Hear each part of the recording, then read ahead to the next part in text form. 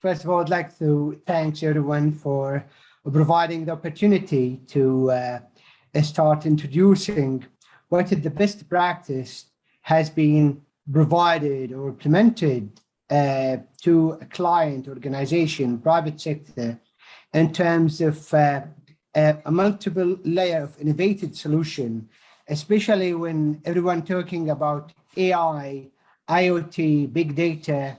So there's a lot of information comes or a lot of talks about this, but these has been successfully implemented. Here where I'll be start providing a quick presentation about what we did as a company, which is I'm from a company called Invita Kuwait. Invita Kuwait, I'm just trying to share the presentation. So to introduce what our next level, what will be presented. Okay, hopefully everyone is seeing the presentation. Yes, great. If you can put it in show mode. Yes, great. Showing. As I said, I'll start introducing Invita. What is our process? We are Invita Kuwait. We focus in two pillars as we are focusing to provide a multiple kind of solution. We have the BPO, which is business process outsourcing solution, and the other part, which is the ICT services and solution. And what we try to introduce today, and which will be part of our strategy, which are the multiple component or a combined solution that will be provided to a client where we successfully implement and get a lot of success story in different player, different type of service, different solution, which covered AI, IoT, as well as big data and some other solutions coming under the same umbrella. I don't go through a lot of things, but as what we start, when everyone is talking about AI, IoT, big data, it's a big things, but usually it's to start with a small component that will allow you to go step by step, build the whole solutions. Where what we do as Invita usually, we always try to approach the customer to analyze and understand. We are not a company that we try to sell a solution, rather than because we don't have any solution ready-made or ready available in a shelves. Usually what we always do, try to understand what is the issues that customers facing, what is the problem, and what are the difficulties that suffers or issues always client have to have.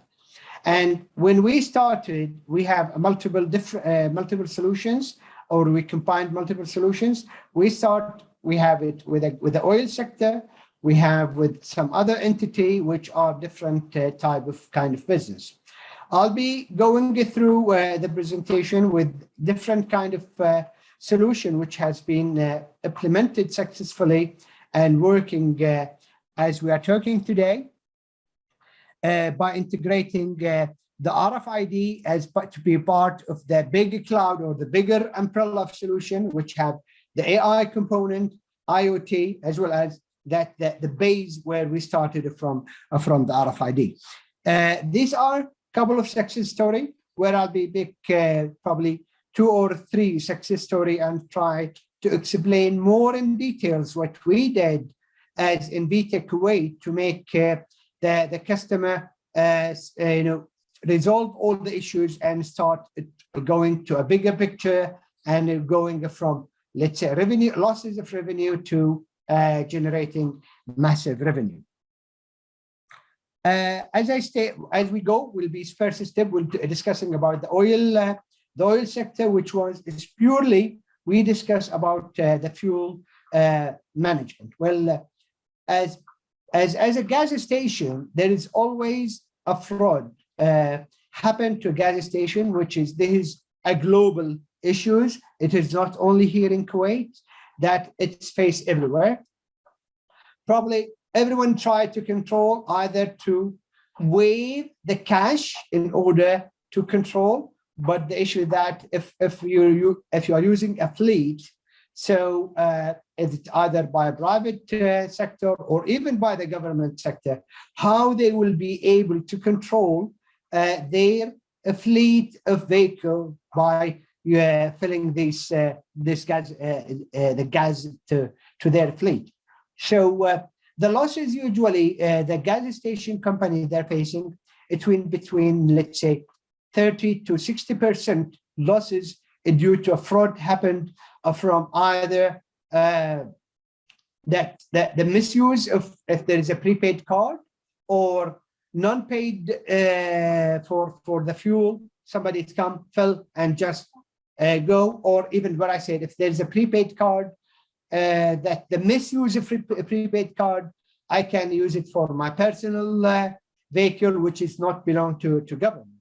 So when we try to think how we'll be able to resolve it, we start step by step with a multiple layer. That's what we said. We built the base where we said the first things is we have to identify this vehicle which is going to fill the fuel. It is exactly the same vehicle that is registered under, let's say, the government entity, or even under the private sector or under the company. That is the vehicle which is supposed to be using that amount of fuel. So when we build our solution, which is in a multiple layer, we have we build the RFID to have it in each gas station. So thanks God, we successfully achieved in Kuwait. We built the whole solution, and now we are expanding heavily in the region. How we'll be able now from controlling, we heavily control it. I'll tell you from the gas station side, and then later on I explain how the solution is happening. The gas station side, the feedback that we got after 6 months of implementation, they said, oh, I think we, as a gas station, that is the number of fuel selling, it become reduced for them. But from the client side, they are happy because they start exactly controlling. If I'm supposed to fill, if I have a fleet of 10 cars, which I'm planning to have in each 10 car, let's say 100 USD to be filled, they end up by end of the month, they're instead of these 100 USD, it's gone within 20 or 18 days. Now this 100 USD, by end of the month, they find that they're saving it to utilize only 80 USD. And I'm sorry for interrupting. Just to highlight, the remaining is 1 minute. If you need to close out. I thought I was giving a slot for 20 minutes. So that's why. Oh, really? I'm sorry. I'm sorry for that. Really, I'm sorry for that. Oh. Okay. So from client side, the saving it's become a massive. Again, from the gas station, it's not their issue that not selling, but they start collecting a serious now that which happened for them, it's increasing that the client which are using that system. So the system where I try to put it here in a simple way, if you've seen the videos, now these are the pump. The pump is communicating to the tag. You can see it, the tag already inside the car. So it will not be open unless there is a communication between the pump and the RFID tag, where the RFID tag is authenticating about this car, that is which has registered. So now what the system is do, it's try to double check if have this, what type of product this client have to be used, what is the amount of fuel he need to fill, and if what exactly, if there is a defined per day, per week, per month, what have to be done. So now when it's creating these as an IoT, it will be communicating directly to the billing system, which is controlled by the gas station, as well as to accountant and the client directly communicating directly. Now, as an IoT, if we provide through these sensors, which we provide, we start generating a lot of statistical where we try to define is that's supposed to kind of a fuel need to be increased for that users, or he need to, it's that the amount is defined. So now this is from fuel management, where we did it, and we build it with both government and private sector, and we successfully fulfill it. That is the step-by-step happening.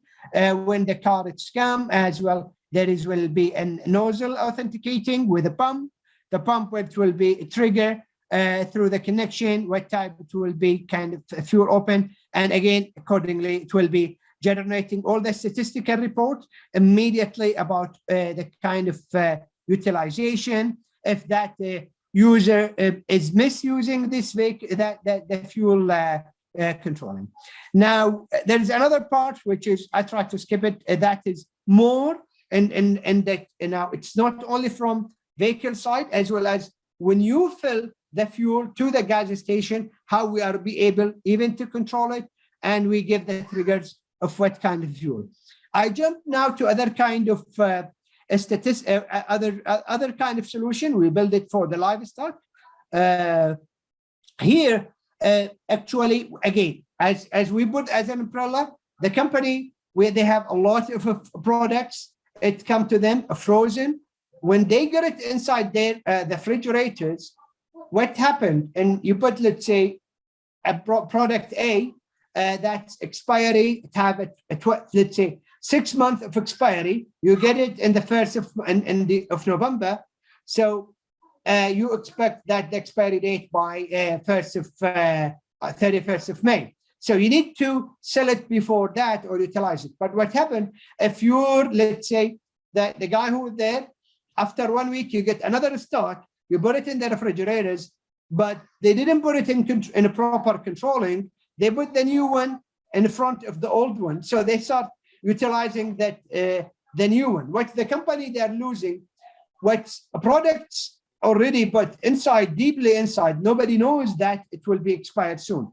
So when we put the whole solution, there will be a tag put in the whole boxes. When you put it inside the refrigerators to allow you what type of a product has been entered.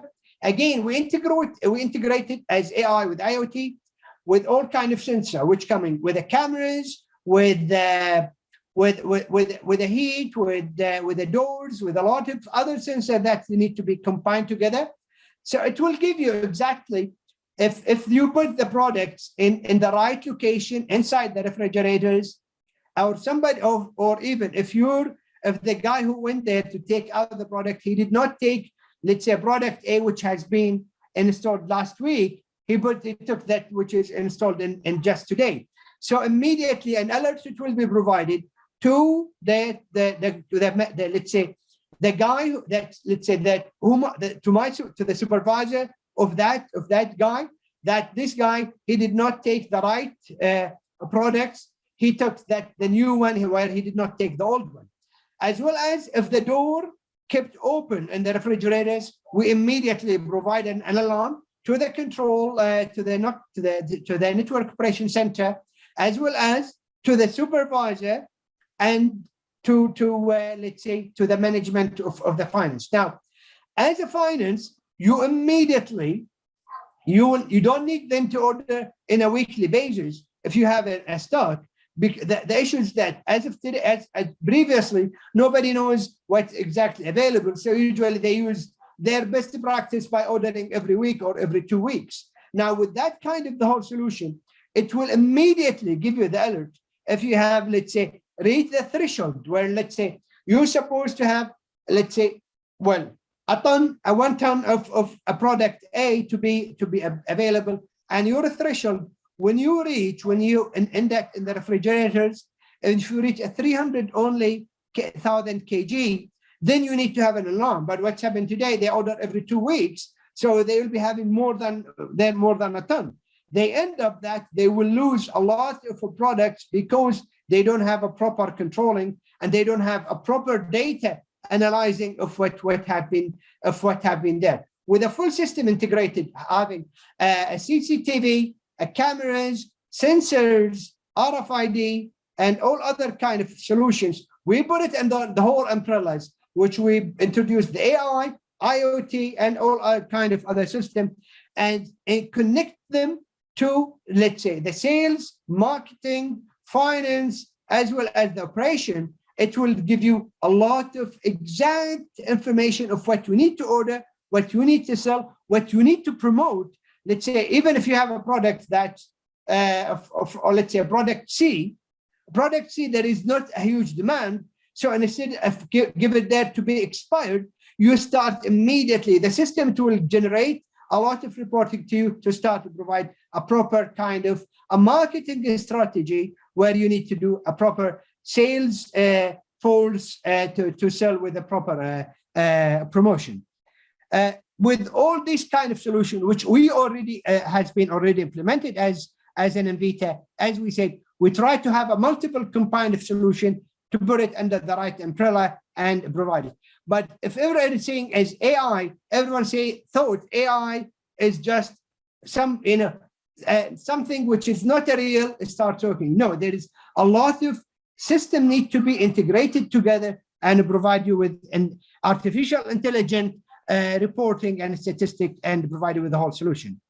I don't know if I reach my 20 or I need to go back, but I think I don't know if I have enough time or I need to stop here. You have 2 minutes. You have 2 minutes for a closeout. Yes, okay. Before we move to Mariam. Now I'll keep it open for any kind of a question. Even I went thoroughly and quickly. If there is any question or I need to go something to explain more. Thank you, Abdul Rauf. I'm really interested. Dr. Samira, please. You raised your hand if you have a question. Yes, please. Thank you very much, Abdul Rauf. Really, really interesting. And congratulations for all the success you made so far. And I just have a question regarding the livestock, the live livestock that you monitor. I was just wondering, would these sensors also have like temperature detection in order to monitor sick animals from healthy animals? And would this sensor be used for people who are concerned about biodiversity conservation? We can use them in protected areas for monitoring wildlife species. Exactly. The whole solution, even it's not only in that one, it will tell you what type of vaccine have been provided. Again, this is a body. So that kind of body, you can get a registered, all kind of vaccine, the health care of that one, that if there is anything, if there is any medication, if there is any treatment, if it required any visit, let's say, for, let's say, disabled, or let's say for the old people, that the system, it will give you immediately all kind of information based of all kind of inputs need to be provided, criteria need to be defined, type of medicine. It will give you the alerts. Let's say I need an injection need to be provided every 2 weeks, because as an example, yesterday I was in a hospital and it was in front of me, a case happened in front of me that she don't know what exactly have been given to her mom, what kind of medicine has been provided. Even the nurse, they have a nurse there, but nothing has been registered in the book. Thank you, Abdul. I'm sorry. I'm really sorry. You can continue your discussion within in the conference. The time is already 1 minute past for Mariam. Sorry. Dr. Samira, I'm available, and anybody if you have any question, please, he can get my email. Appreciate it. If you can, and I'll be more than happy. Be with us until the end of this session, we can open a discussion afterward. I would like to welcome Mariam from USA. Mariam, are you here? All right, here we are. Mariam, the floor is yours. Sorry for 1 minute late. I would like you to utilize your full time, 20 minutes coming. Thank you. Sure, thank you so much. Hello, everyone. Let me share my screen.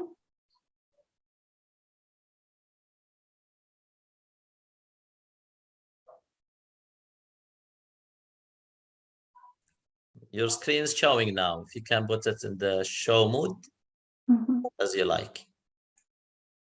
دكتور أنا ترى يعني Okay. First of all, I would like to have an opportunity to thank Dr. Hanadi. Thank you, you all for great and very informative presentation. I'm Mariam Etminan, CEO at Six Success and 21 Meals. I attend to this festival from California, but I'm new immigrant. At Six Success, our aim is to help entrepreneurs turn their ideas around the world to investable startup, to getting PR to immigrate to Canada with a startup visa program. Six Success is founded by seasoned entrepreneurs and all-in-one technology and business consulting company. Ideas are turned into investable startups in 6 steps based on our unique strategy and method. We are proud of working with amazing entrepreneurs in numerous technology and business fields over the years and have learned significantly from each of them. We have taken into consideration all experience in our method.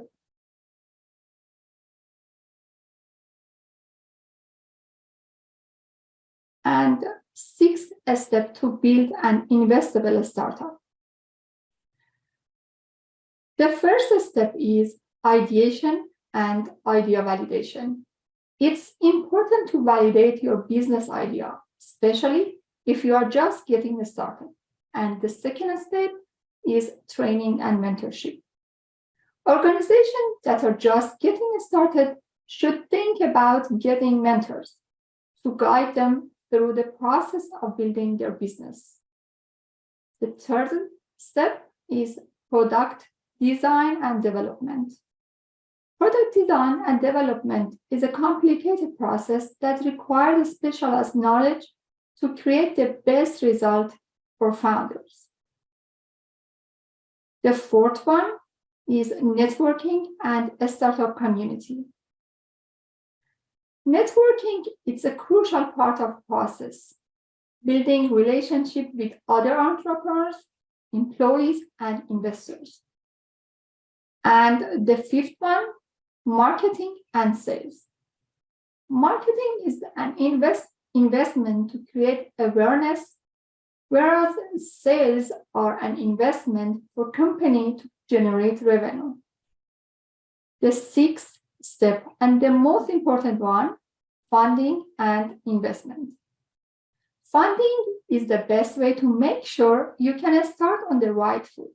If you have funding, it will give you a certain security and stability that the business needs. Now, I would like to invite you to see the introduction video of Six Success.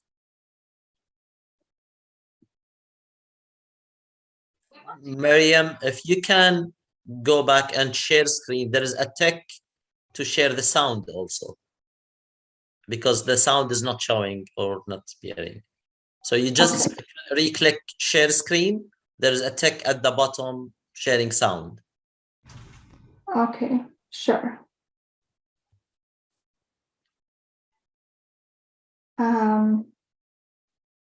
Close the sharing screen, stop the sharing screen, and redo the sharing screen again under the button below, share the sound. Before you click OK or share.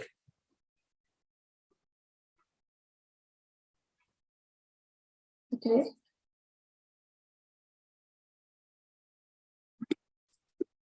Their products to the market and get letter of support from incubators and angel investors in Canada. Six Success helps you to map your success journey in 6 steps. We help you by finding your startup idea and validating it to make sure your idea is viable before spending time and energy on it. We also provide tools.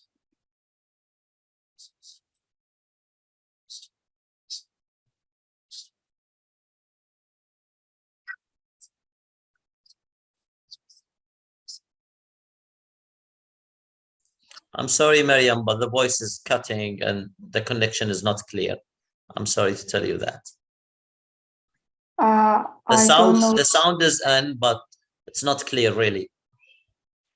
I don't know why. The connection is the problem. Did you open it from the web, or it's a saved video? No. It's a saved video. But I don't know. Can you go to the sound level on the video itself? Oh, sure. But it's the highest one. Yeah, maybe the connection then, because it's cutting. So open it. It's about 10 minutes, 10 seconds. I have to continue. Okay, all right. If you can just put your comment during the video running. Sure.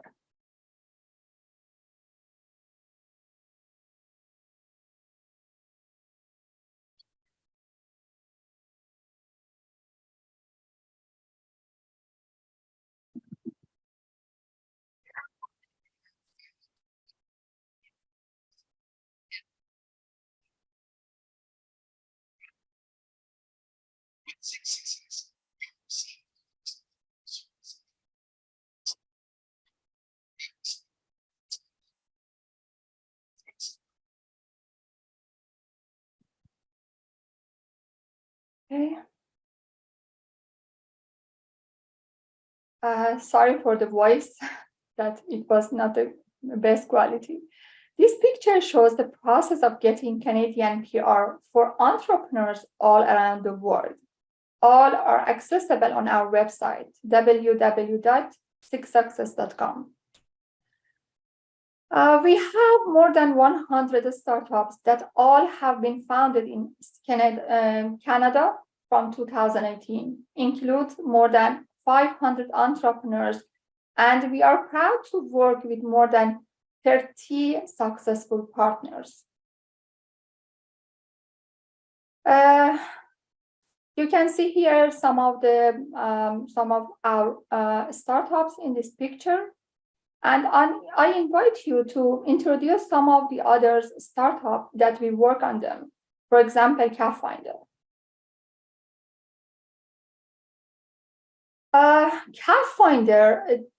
With CAFinder, cavitation detection is no longer a challenge.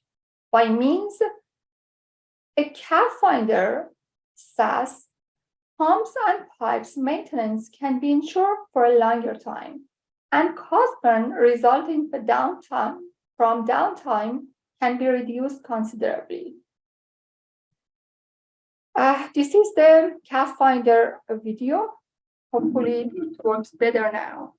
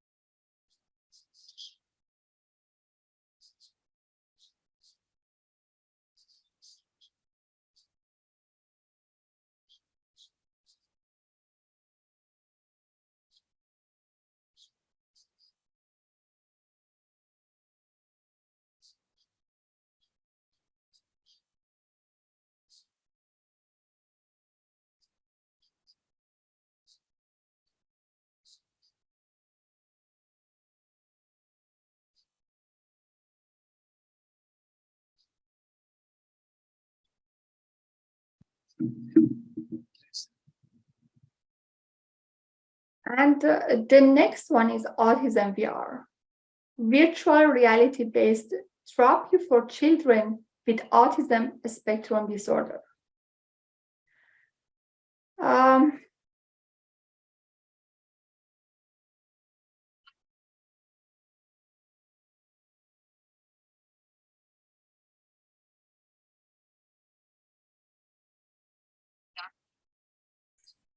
Mariam, I need to ask someone if they can raise the hand. Is the voice clear in the video or only with me?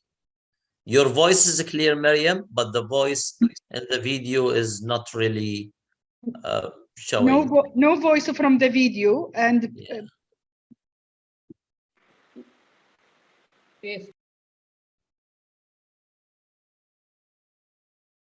Mariam, preferable if you open the video and you can just add your comment during the video running. I believe. Sure. And now I changed the voice system. Please let me check now. Thank you.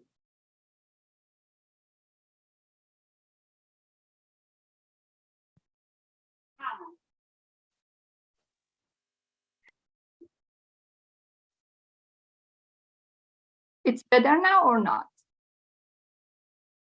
From my side, no. Dr. Hanadi, can you hear anything from your side? No. Okay. So Okay. I believe the connection from your side, Miriam, because No the voice problem. is Sorry cutting, about that. like it's not clear. It's okay. I believe help yourself by put your voice into that video. Sure, sure. Okay, let me show, but let me give you some the other. Let me show you the other startup. I don't know how should I. The third one is Enter AI. Design your home very easily. A super easy online interior design system that utilizes artificial intelligence for designing any space with the best experience for amateurs. We provide you the best experience. Interior AI system lets you design your space in 4 steps to find the right furniture in just a few clicks. At first, space scanning, style and color quiz, and the third one is set your budget, and the fourth and the final one enjoy your home design. Unfortunately, there is no sound.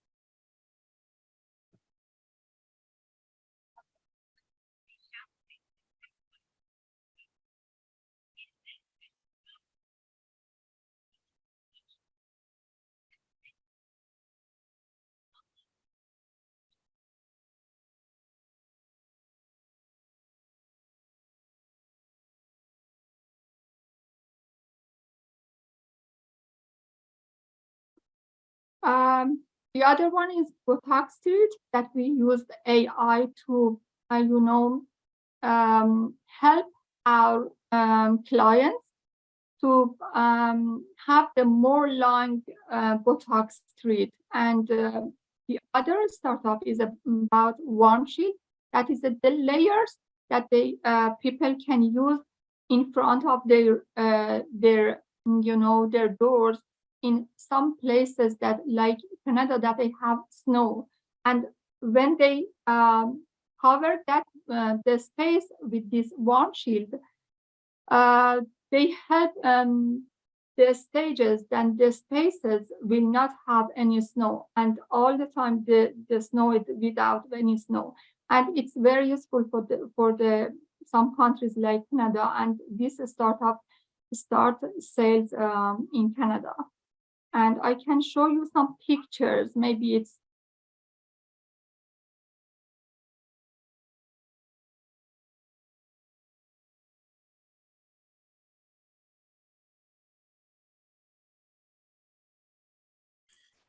Miriam, the video is not really sounding, and you have more 4 minutes. Sure. Thank you so much. We have more than 100 startups. We established them, all of them in Canada. And all the time we talk to our customers and clients and our entrepreneurs that the startup process is a roller coaster. Is a roller coaster ride full of emotion. Fasten your seatbelt and enjoy the process. Remember, we will never fail. We will either succeed or learn. And the most important message, life is short trip. Enjoy it, whether the startup succeed or fail. Thank you so much. Thank you, everyone, for listening. And thank you, Dr. Hanadi, for this opportunity. Sorry for the thank you, voice Mariam. of the video. Thank you, Mariam. If you would like to utilize the remaining 3 minutes for you, I'm really appreciating your company and how you are helping the startups in the stages with the steps, especially at the end. You are doing the marketing or helping doing the marketing and the funding at the end, which really helps the startups and entrepreneur. If anyone would like to ask Mariam within the couple of minutes until we move to the next speaker, Kevin. Anyone would like to ask Mariam? Thank you. Thank you. Marco, yes, you have a question. I believe you are raising your hand. Please. Congratulations for the presentation. I would like to know if you have investment policy that you are more interested in your startup ecosystem. Could you please explain more? Actually, I didn't get what you asked. I'm sorry. Is that if there are some sectors, some industries that you are more interested on attracting to work with, to see if there is some kind of linkage between Canada and Finland? Yes, we are interested about that, and you can contact me info@6success.com or the WhatsApp number that you can see in the screen. Thank you, Mariam. Marco, thank you so much. The contact. Thank you very much for your presentation. Let's move to Kevin. Kevin, you are here. I can see you. Good. Welcome. The floor is yours, specifically on time. Great. Can you guys, can you hear me okay as well? Yes, clear. Perfect. Well, good morning, good afternoon, good evening. Assalamu alaikum. Hello from Austin, Texas. In the spirit of talking about best practices for entrepreneurial ecosystems, I'd like to share a little bit about the experiences that we've had out of Austin, Texas, and talking about my experience of building Austin's first privately funded incubator. I'm also the individual that built as well Austin's first co-working business, starting about 19 years ago. But part of what I'd like to do, and first off, before I just launch in, thank you very much for this opportunity. I appreciate all the coordination and the variety of different speeches that we've gotten here today and this evening. I'll hop right in, tell you a little bit about Tech Ranch. Tech Ranch is an organization that I started in 2003 in Austin, Texas. We've now worked with more than 6,500 entrepreneurs from 42 different countries, deploying solutions. When we say deploying 700 of these solutions, what's the idea behind that? One of the examples I'll give in a few slides is what we call impact innovation, technology that solves some human need. And although Tech Ranch started in Austin, part of the story that I want to tell is how we can use this model that I call the Austin model to wrap the world, to take on all the different world challenges that are happening out there. Many different entrepreneurs. I think for this conference, everyone knows that entrepreneurs are the heroes of the story, right? They are the ones that are taking these risks, as Mariam just was mentioning. That by taking on these risks, they can actually solve these problems that we see. First off, let me give you a little bit of a background about Austin, because it sets the tone for what's happened. Austin in 1994, when I started my first technology startup, it was a wonderful town, but it was just a little government and university town. Now, 2019 is when this other photo was taken. And at the time, Fortune magazine said this is the most entrepreneurial city in the world. You got to ask yourself, how in such a short period of time did Austin go from not listed in the top 50 startup cities in the world to being the top, at least according to Forbes. So let's talk about what makes Austin, Austin, and using the mental model of the stool, the three pillars of what happened. I'm not sure if anyone had feedback, if you can still hear me okay. Got it. Okay, well, I'll just keep on going.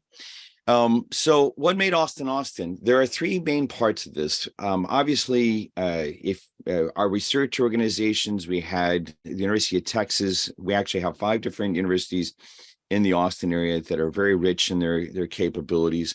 Also, if you talk to the city and you talk to the city of Austin, you talk to the state of Texas. The state of Texas has favorable business environments and stuff like that.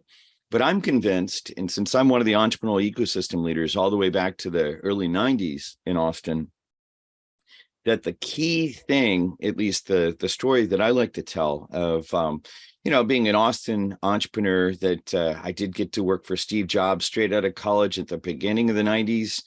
So I got the experience of being in a Silicon Valley startup, but truthfully, I wanted to come back home to my city to experience the community that we actually had. But the thing that we really did with this idea about building out the entrepreneurial community, there's a couple of key learnings that I'd like to share that I think are interesting. Now, in the sake of time, what I'm really going to do is point to some knowledge that we've already seen in the business world, right? Peter Drucker, a very famous business thinker, says it this way: culture eats strategy for lunch. And in the context of this, part of what we as the early stage entrepreneurial ecosystem leaders did, without support from the city, without support from the state, without support from the US government, without anything else, we self-organized. And some of the things that we're trying to do is, how is it that you get across what we call the venture valley of death? If you have an advanced technology and you want to get across the venture valley of death, most of the time the ventures are not fundable until they break the break-even point that we see. That red line is a trail of tears and gnashing of teeth and all sorts of other things to figure out how to get the venture across that. It was our experience. Even though I'd worked in Silicon Valley, it was our experience in Austin. We only had one venture capital company. And if you were not really tightly tied to that group, it was very difficult to get investment. So what we did was we bound together. That is, we replaced financial capital with social capital. What is social capital? In this case, social capital is 5 minutes of your insight at the right time of my startup's history is worth tens of thousands of dollars. You might help me make a key decision that gives me just enough insight so that I avoid one of the pitfalls of having my startup fail. Well, if you imagine in those early stages of having, we started with 20 people in this group. We grew it to more than 800.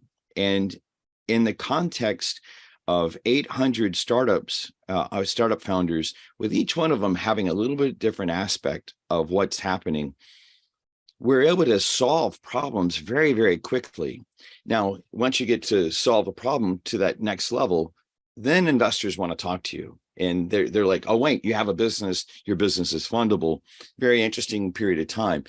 Social capital is important no matter what. No matter how much financial capital you have, if you do not have the right social capital, that is finding the right people to join you in the right positions around your company, then things are just more difficult. The other key thing that we learned was this was the entrepreneurial safety net.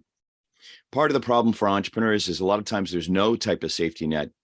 In the United States, despite the fact that we are very entrepreneurial, we really didn't have any kind of safety net. And the safety net in this case was if my startup failed, because I have a lot of connections into my community, I can go join another startup. In fact, I had a startup that failed in the early 2000s. And when it failed, I immediately was able to join on the founding team of another startup that actually ended up being my saving grace to resolve, to overcome the difficulties that I had with that. So this concept is really, really critical. So the way that we actually influence this, and I could talk about this for a much longer period of time, but to give you kind of a couple of key takeaway points, promoting loose ties between lots of parties. There's a body of research that says, that talks about loose ties, the power of loose ties. If you want to look at one of the research papers, the power of loose ties speaks about a specific research paper that talks about if you can increase the number of loose ties that one entrepreneur has. That's the first thing. The second thing is creating a culture of mutual support. One of the reasons I left Silicon Valley, growing up in Austin, I went to Silicon Valley for that Steve Jobs startup. But one of the reasons I came back to the city of Austin in the early 90s was because we already had, from our cultural perspective, we already had a very supportive culture. What we did was we encapsulated that into the entrepreneurial network that we were building and really promoted what are the styles of doing that. In fact, there's a couple of key things about how to structure those kind of cultures that now I've carried around to different parts of the world. The key thing about it is it's almost like teaching entrepreneurs the dance steps for how is it that you can interact with others to promote this healthy culture. And when I say culture, I just really mean, create situations where that social capital that's innate around the world can be unlocked and interacted. So where we've taken this is there's a disease. I'm going to give you a specific example of how we've taken this model from Austin, and now we're carrying it to the world through what we call venture bridges. The key idea that we learned in Austin is we needed connective tissue. Before there was entrepreneurial density, we needed to create connective tissue. What TechRanch has been doing over the last decade is creating venture bridges to other parts of the world to drive connective tissue. In the case of this one disease called leishmaniasis, I've covered the actual SOAR. There's a disease that a lot of people in the deserts of the world actually face. And a lot of times these are poor individuals. They don't have access to some of the testing and things like that. The Pandemic Tech Accelerator came to TechRanch, and they're one of our entrepreneurial teams, came to us and said, hey, can you help us solve the following problem? And through our network, we were able to connect this Ethiopian doctor that had the insight with Houston capital, that is financial capital from Houston, Austin entrepreneurial expertise about how to navigate this network, and then Australian manufacturing. There are two different technologies in our partner city, Adelaide, Australia, at Flinders University that were required for putting together to solve this problem. What I'm really saying is social capital can happen at scale because the discovery process of solving this type of problem is expensive. So if we can lower those costs, then investors will follow with it. So creating that a number of loose ties, building that culture of mutual support, those are the two secrets that we initially started in Austin, but now are taking to the world through our global bridges.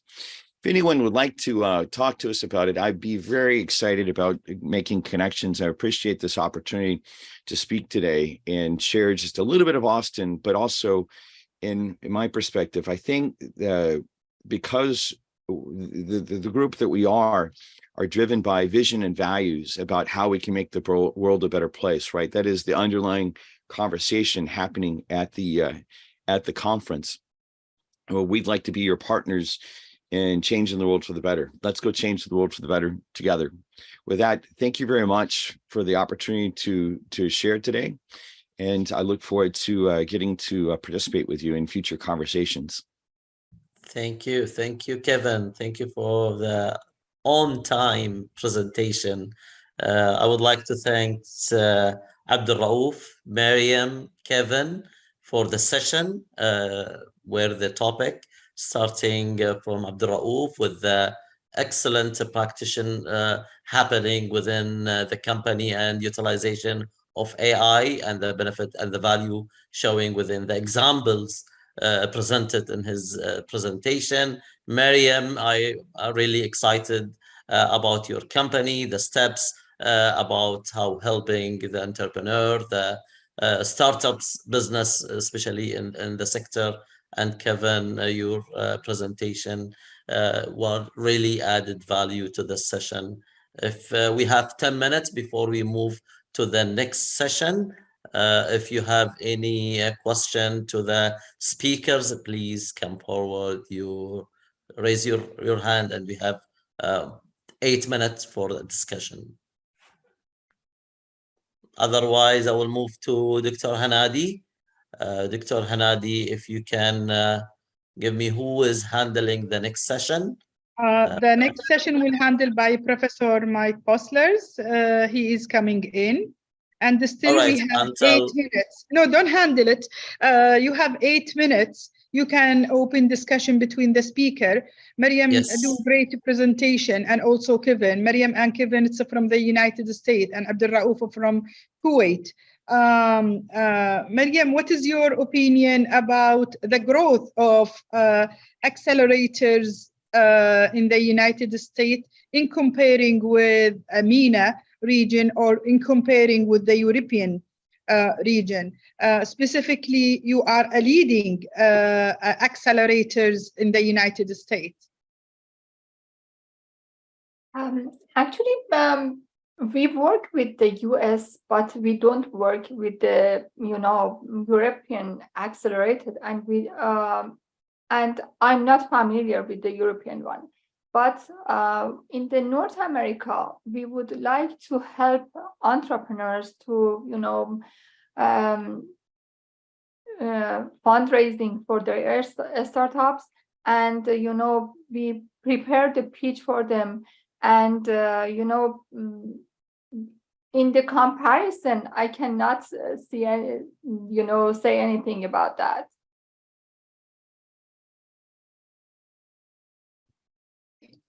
Kevin, what is your opinion? So one of the things, so for me, I've had the benefit of being in 27 different countries over the last 6 years. And I'm excited about the fact that so I've been an advocate for entrepreneurship for a very long time. And it seems like that all of a sudden, different styles of entrepreneurship are really starting to wake up around the world.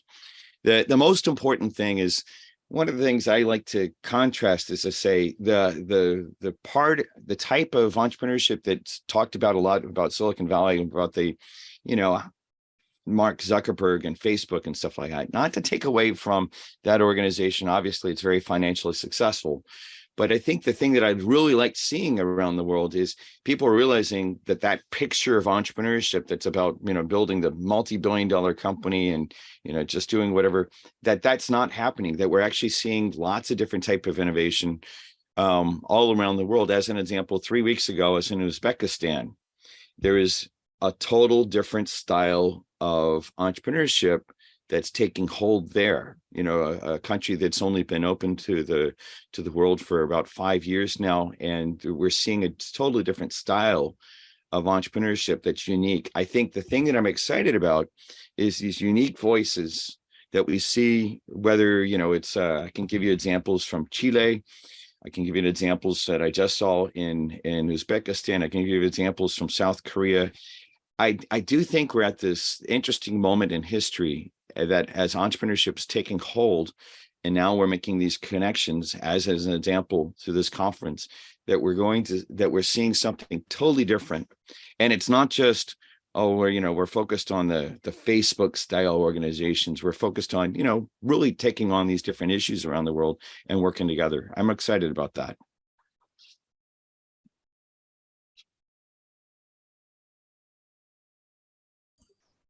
Abdul Raouf, you have anything to add?